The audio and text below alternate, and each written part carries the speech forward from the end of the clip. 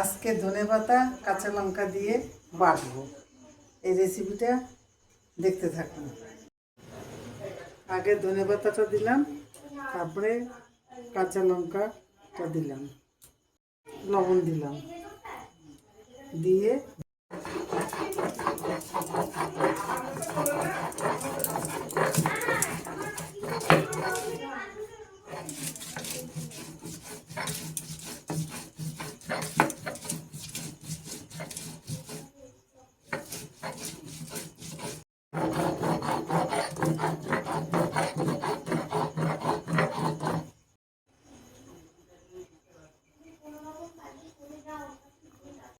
Ready হয়ে গেছে।